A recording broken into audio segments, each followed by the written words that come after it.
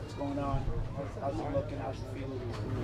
Feels good. It's good to be back at work. Putting consecutive days together. So, we got another one tomorrow. So take care of our bodies, be ready to go tomorrow, and just enjoy the process. Does it speak to the depth of this team at cornerback?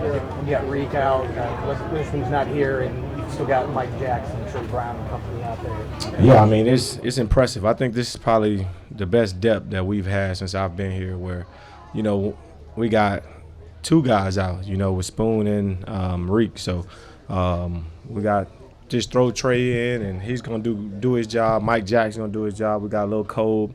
The young boys are getting great reps. So at the end of the day, it's the next man up mentality right now, and we'll be happy when those guys get back out there. It just gives us more of our bodies so we can all work together and get that chemistry going. What have you seen out of Mike Jackson in the last year plus practice squad guy started? I mean, what was 2022 last year? So 2021, I remember literally when he got here, he got off the plane and he had to do our competition period. He had like 6 one-on-ones. He's just dead tired. And we like, bro, you gassed, huh? He was like, nah, I don't get tired. We're like, yeah, all right. You know what I mean? And he came in, he was just on practice squad, and he worked his way up, and we had some guys out with COVID, and, he stepped in the game when he had to. So he's always, been steady and been that rock. And I think last year he just got that confidence, and his confidence just continued to rise. And throughout OTAs and minicamp, he had a great OTAs and minicamp. So he's ready to go. You know what I mean? So nothing like having guys that you can trust on that perimeter because, teams are paying these receivers big money to go make big plays. And when you got a good stable of corners that we got, we in a pretty good position. Jamal's obviously not out there. How have you kind of seen him? I guess you guys see he's back now and everything. When you talk to him, I guess, how's he doing? I mean, he's good. He's in a good spot mentally. So, when he's out there, he'll be out there. So, I just told him to take his time, and it's a process. Every day you take it step by step, and he knows what he's doing when he get out there. So when he get out there, it's gonna be time to go. So it'll be exciting, and when it's his time, it's his time. What's your process been like? Just getting to know each other. I mean, you got smart football players. It's easy to get along with them, and you see the game the same way. So.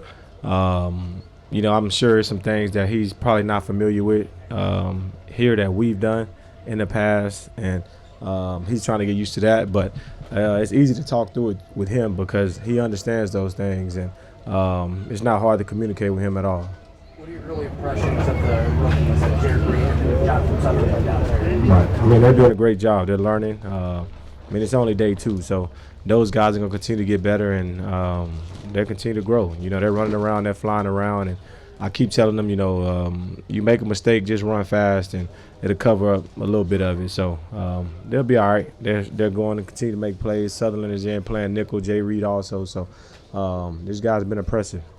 With Witherspoon, Quandre as a leader, do you say anything to him, or you leave him on his own business and whatever you do? I mean, you say, but for me, you let him handle his business. And I wouldn't want anybody in my business. When I had my incident 2 years ago, it wasn't like Bobby was running around telling me, hey, get out there and do this. He give me advice, and you just explain it to him, and that's all you can do. So it's not like I don't think Spoon wants to be here. He wants to be here. You see the competitive nature when he was here in OTAs and minicamp. So at the end of the day, it'll get handled, it'll get worked out, and he'll be out here, and it'll be water under the bridge. You were coming up 2 years ago. Did you wrap your head around, well, when I get my signing bonus is the issue that's going to keep me from signing? That's something you can keep you over here 10 years ago. 10 years ago? Oh, when I was drafted? Bro, I was 6th-round draft pick, so my money ain't nothing like Spoon finna get. Like, I think I got like $70,000 after taxes. So for me, it ain't like I was gonna be rich. I was gonna be a normal civilian. So shit, just give me my money when you get it to me. But everybody's situation is different. And like I said, I just give him the best advice I can give him.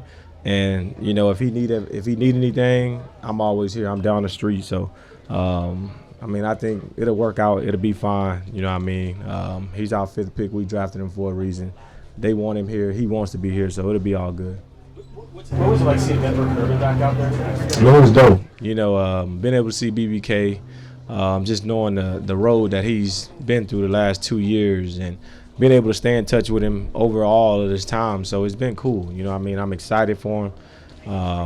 Being able to just see him out there and tell the guys, you know what I mean, like, this guy is a menace on special teams. So, you know, some of these guys that's here, these younger guys, these younger linebackers that, you know, they think, oh, I've arrived. Well, you know what I mean, BBK's back. So be alert for him being out there, going out there, taking people's reps. And what went into the process of restructuring? What was the reason for that? I mean, they asked me to do it, and I did it. You know what I mean? It wasn't like it was some big negotiation. It's do what's best for the team. For me, it's best thing for me, too. Heck, I get my money up front, and, you know what I mean, I can do what I want with my money, and I don't have to wait until May. So it's a win-win for both sides, and at the end of the day, you know what I mean, you know, as me as a veteran player, you know the pros and the cons, but at the end of the day, I do my job well. It's all gonna work out anyway. So at the end of the day, I get my money and I'm cool. They get cap space, we cool. So let's go, you know, let's go add somebody. If that's the thing we're gonna do, then cool. If not, you know what I mean, we'll be all right. What do you think the running back situation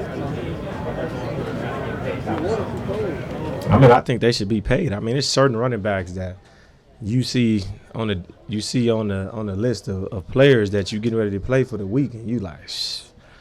You know what I mean? This guy, this the team. This is who the team. You look at the Derrick Henrys, the Christian McCaffreys, Joe Mixon even had to take a pay cut. Like, you know what I mean? You see these players and the Saquons. Come on, bro. Like, Saquon is the Giants. You know what I mean? So for me, it's just it baffles me, but you got to look at it from both sides. And, you know, I see, you know, GMs and I see their process, but I also see it from a player standpoint of, you know, trying to maximize my earnings and get all I can. And, you know, it sucks that it's going down. And, you know, I think at the end of the day, it got to be a way that you can figure that out, because there's no way that everybody else's franchise tag, you know, numbers has risen and theirs has dropped. So hopefully they can figure something out. And, you know, I mean, Josh Jacobs, me personally, I was telling somebody yesterday, if I was Josh Jacobs, I literally would take the Raiders versus Seahawks film and just go throw it at the GM and be like,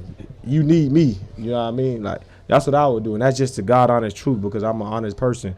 And that's how I feel about it. He's a heck of a player. And I told him that at the Pro Bowl. Like, you're a heck of a player. You probably the best in the league. So it just sucks what's going on for those guys.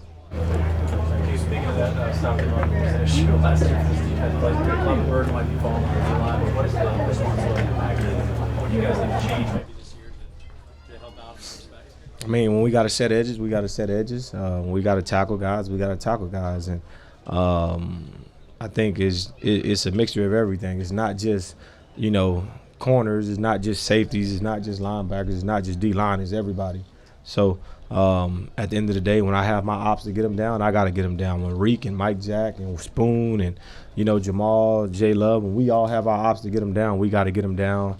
And we got to set edges. We got to set edges. So at the end of the day, it's not a blame of just the D-line. I think it's everybody. You know what I mean? And same with the pass game. We wasn't good in the pass game just because of the DBs. You know, those guys up front were pressuring the quarterback and doing things like that. So it all works hand in hand. And you know, I think that's something that we all working on.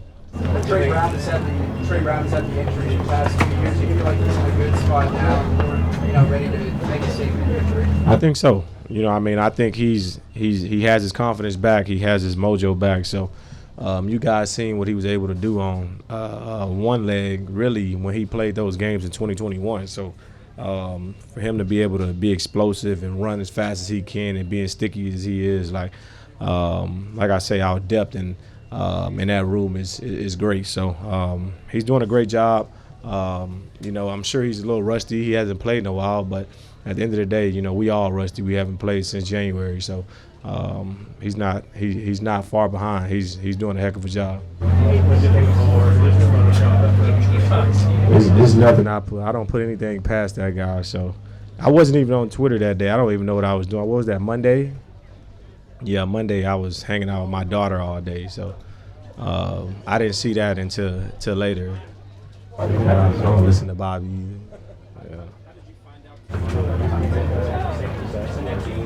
Oh no, I woke up and I looked at it. You feel me? Like I got ESPN, so shit. I'm gonna get up. I'm gonna look. I seen that the safeties was coming out that day, so I just wanted to see. I wanted to be curious. You know, it's crazy because I told somebody the day before. They was like, "Yeah, you'll be on there," and I'm just like, "I see it. When I see it, I'll believe it." But end of the day, bro, as long as I got the respect of my teammates and you know, the coaches and other coaches around the league, because I don't know what executives they're talking to, because every coach and executive I talk to always, you know, give me my props. So Jeremy Fowler, he probably need to get some new sources. I'm sick of it, bro. I'm 30 years old. Like, how long am I gonna be underrated? You know what I mean? Like, same with Locke. Like, how long he gonna be underrated? We've been in the league 9 years, bro. Like, can't be underrated forever. You talk about a second or third year guy underrated. You know what I mean? Maybe when I first moved to safety, but you know what I mean? The plays that I've made, the stats that I have, like, that's not an underrated. That's a great player. So. How much do you think not truly understanding the responsibilities of the safety position and cover this place into that? I mean, I guess they understand everybody else at safety besides me. So who knows, bro? I mean, stats speak for themselves. I love all the other guys on the list. Trust me. I talk to them. We all talk. And trust me, they all tell me differently. So the people that they got, 1 and 2 and 3, they all like, well, I think he should be on the list. I think he's one of the best in the league. So as long as I got those guys' respect, I'm cool. Anything else? Make sure y'all read Michael Shine's story, too. He did a good job.